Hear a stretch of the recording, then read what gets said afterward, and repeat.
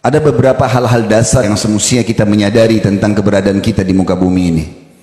Yang pertama, teman-teman sekalian, kita ini manusia bukan makhluk pertama, tapi bahkan kita makhluk terakhir di muka bumi ini yang Allah turunkan. Sebelum kita ada jin, ada hewan-hewan, ada tumbuh-tumbuhan, semua ini sudah ada. Kalau para ilmuwan mengatakan kepada kita bahwasanya mereka menemukan fosil hewan sekian miliar tahun, itu bukan mustahil. Karena pada saat Adam alaihissalam, ayah kita semuanya diciptakan oleh Allah di langit sana dari tanah, maka Allah subhanahu wa ta'ala menyuruh para malaikat untuk sujud, dan pada saat itu iblis sudah ada, dan dia dari golongan jin, dan iblis hidup di muka bumi bersama dengan jin-jin yang lainnya. Jadi manusia adalah yang terakhir. Apapun yang ada di muka bumi ini, teman-teman sekalian, bukan hal yang baru. Air yang kita gunakan, ini adalah air yang dari dulu digunakan oleh orang-orang sebelum kita. Begitu juga dengan api, udara. Ini bukan hal yang baru. Dan ini, dunia ini diberikan gambaran di dalam agama kita adalah tempat sementara, mampir saja. Kemudian kita akan kembali ke akhirat sana. Saya ingin coba mengorek lebih dasar lagi tentang masalah pemahaman berhubungan dengan masalah ini. Saudaraku seiman, apapun di muka bumi ini berpasang-pasangan, dan kita sudah tahu itu. Seperti misalnya malam dan siang. Tidak mungkin siang terus, pasti akan datang malam. Mau nggak mau. Tidak mungkin lapar tidak dihubungkan dengan kenyang, karena ini berpasangan. Tidak mungkin muda tidak berpasangan dengan tua. Begitu juga laki-laki dan perempuan. Begitu juga dengan malam dan siang. Begitu juga dengan sehat dan sakit. Kemudian hidup dan mati. Ada dunia, ada akhirat, ada surga, ada neraka. Ini satu paket. Tidak bisa dipisahkan. Banyak orang berusaha memisahkan masalah itu, seakan-akan dia tidak tahu akan ada akhirat. Padahal sebagaimana dia ada di muka bumi ini akan sama. Pasti akan ada itu semuanya. Kalau seseorang faham fenomena ini, maka hidupnya akan tentram, karena dia tahu pada saat dia sehat, satu waktu dia akan sakit. Tidak ada orang seumur hidup itu sehat terus. Pasti akan ada saatnya dia sakit, cuma tinggal kadar penyakit yang ada saja. Tapi semua orang akan melalui itu. Tidak ada orang yang muda terus, dia pasti akan tua. Tidak ada orang akan hidup terus, pasti dia akan mati. Maka ini satu paket. Sebagaimana kita rasakan kehidupan di sini, ada kehidupan juga di sana.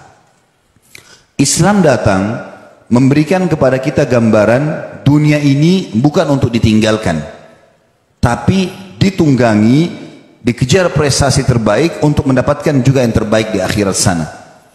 Ada banyak orang menyalahfahami tentang definisi zuhud. Mereka mengatakan zuhud itu meninggalkan dunia untuk akhirat. Jadi kalau mau menuju akhirat, bajunya yang kotor saja nggak apa-apa. Makannya roti kering. Tidak usah ada prestasi-prestasi kerja, ijazah. Tidak usah ada jenjang akademik. Tidak usah begini dan begitu. Ya sudah, dunia kita akan tinggalkan. Ini juga keliru. Allah mengatakan dalam surah Al-Qasas ayat 77, A'udzu billahi minasyaitonir rajim, wabtaghi fima ataqallahu ad-daral akhirah wa la tansa nasibaka minad dunya. Kejar apa yang Allah janjikan untuk kalian di akhirat nanti. Baca tentang surga itu. Apa saja nama-nama pintunya, berapa banyak derajatnya, apa saja fasilitasnya, amal apa yang saya kerjakan supaya mencapai yang terbaik nanti di sana. Tapi Allah bilang, dan jangan lupakan bagianmu dari dunia. Kita juga di dunia disuruh berpenampilan yang baik, disuruh menjaga nama baik, disuruh mengejar harta yang baik, semuanya baik. Nabi SAW menggambarkan kepada kita, kalau beliau paling suka makan tharid, dan tharid adalah roti gandum yang dibubuhi di atasnya kuah yang ada dagingnya. Dan ini makanan yang baik. Nabi SAW gemar sekali memakan paha kambing. Kadang-kadang beliau memakan makanan yang ada kalau lagi tidak ada makanan yang baik. Maksudnya yang berkualitas. Tapi Nabi SAW selalu mendahulukan makanan yang berkualitas. Nabi SAW menggunakan baju dari kain katun dari Yaman. Dan pada saat itu adalah kain yang terbaik. Nabi SAW memiliki tunggangan yang terbaik. Kuda Nabi SAW terkenal dengan kuda terbaik di Jazirah Arab. Dan beliau berpoligami, punya beberapa rumah. Di setiap rumah juga ada unta. Kalau unta sekarang mungkin zaman kita sama dengan Alphard, ya. Setiap rumah juga ada kendaraannya. Setiap istri juga punya pembantu. Beliau menikmati masalah itu. Bahkan ada seorang sahabat yang hadir di depan beliau, lalu penampilannya sangat kumuh. Maka Nabi SAW memberikan kepada dia sesuatu, lalu sambil mengatakan kepada dia, Ambillah ini dan perbaiki kehidupanmu. Dia mengatakan, ya Rasulullah, saya orang mampu. Kata Nabi SAW, kalau begitu mana bekasnya nikmat Allah pada dirimu? Allah tidak ingin kau kelihatan begini. Penampilan yang rapi lah. Ada seseorang masuk ke masjid, rambutnya berantakan. Lalu Nabi SAW mengatakan kepada para sahabat, suruh orang ini keluar dulu, sisir rambutnya dengan rapi, baru dia masuk ke dalam masjid. Kita disuruh menjaga, teman-teman, ada istilah dalam makanan dan minuman kita, halalan thayyiba. Halal yang dibolehkan, thayyib yang berkualitas, dan harus partner, nggak bisa enggak. Ayam misalnya halal, tapi kalau dia sudah rusak, tidak thayyib lagi, nggak boleh dimakan. Harus ini berkualitas. Kita selalu disuruh seperti itu. Dan kita kenal dalam agama kita ada namanya afdaliyah, yang lebih baik lagi. Semua kita disuruh kejar itu. Kita disuruh tamak terhadap rahmat Allah. Kalau kita sudah diberikan kesehatan, kita disuruh tamak, minta kepada Allah agar kesehatan itu ditambahkan. Kita sudah diberikan keturunan, minta diberikan tambahan keturunan, minta diberkahi, dan meminta sesuatu nikmat agar ditambah lebih afdal di sisi Allah dibandingkan kalau musibah sudah datang baru kemudian kita minta jalan keluar. Kalau Bapak Ibu yang hadir di sini, rahimani wa rahimakumullah, lagi sehat, masya Allah, makanan minuman di rumah ada, pekerjaan ada, keluarga tenang, tidak ada masalah, maka lebih afdal Anda mengatakan, ya Allah pertahankan ini atau tambahkan atau berkahi, dibandingkan kita sudah punya masalah baru mengatakan, ya Allah berikan saya jalan keluar. Tetap lebih afdal Allah menginginkan kita tamak terhadap rahmatnya. Bahkan orang yang tidak berdoa kepada Allah, tidak memohon, tidak tamak terhadap rahmatnya, Allah marah padanya. Di dalam hadis riwayat Tirmidzi, kata Nabi SAW, siapa yang tidak berdoa, tidak merengek, tidak mohon kepada Allah, Allah justru murka padanya.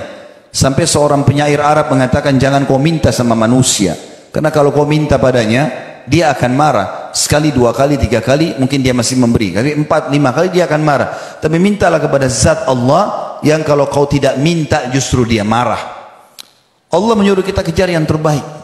Disuruh menjaga nama baik, disuruh mencari harta yang baik. Islam tidak pernah membatasi harta di muka bumi ini. Boleh menjadi orang yang paling kaya.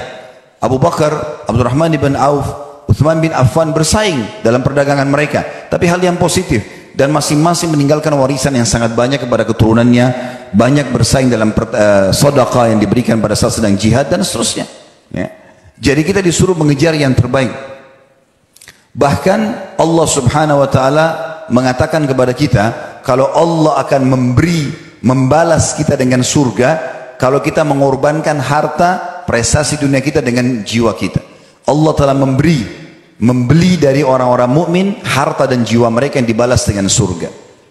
Juga kita tahu teman-teman, Islam sangat indah sekali, karena Islam memerintahkan kebersihan, kerapian, ketentraman, ya, kedamaian, keamanan, semua disuruh dalam Islam. Memberi, ya, berbagi, memaafkan, semua itu bagian daripada agama kita, dan akhlak yang sangat ditekankan, gitu kan? Begitu juga Islam melarang kita untuk mengganggu orang lain, berbuat kezaliman dan seterusnya. Jadi di muka bumi ini pun kita sudah diaturkan cara melaluinya. Tetapi Islam menitikberatkan poin lebih penting daripada itu, teman-teman.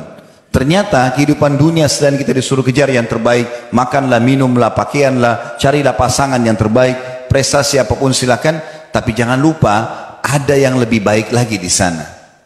Ini yang kita ingin titikberatkan, adanya kehidupan akhirat yang terbaik. Dan apa yang kita pupuk di sini kita akan panen di sana. Allah Subhanahu wa taala menyebutkan tentang surga luar biasa, pemandangan yang tidak bisa digambarkan dengan hanya sekedar lisan sebenarnya, tapi yang disampaikan melalui wahyu seperti itu. Bagaimana surga itu adalah istana yang sangat luas, seluas langit dan bumi, isinya semuanya kebahagiaan.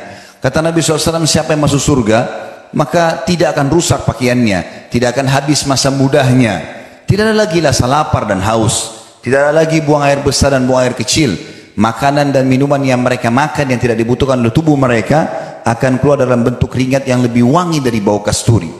Tidak ada lagi beringus, nggak ada lagi meludah di surga. Semuanya kenikmatan abadi. Dan saya sudah bilang tadi, sebagaimana dunia ada, maka ada akhirat. Teman-teman sekalian, Allah Subhanahu wa taala memerintahkan kita dalam banyak ayat Al-Quran agar kita menjadikan dunia ini penyebab kita mendapatkan yang terbaik di akhirat. Kejar terbaik sini untuk kita dapatkan juga yang terbaik di sana. Tapi bukan ini target utama. Kalau kita sudah menjadikan dunia sebagai target utama, maka kita bisa tidak mengenal lagi mana halal dan mana haram. Karena kita tidak yakin ada hisab pada hari kiamat. Maka kita main sikut sana, sikut sini, menjatuhkan orang, mengambil hak orang lain, dan ini berbahaya buat kita.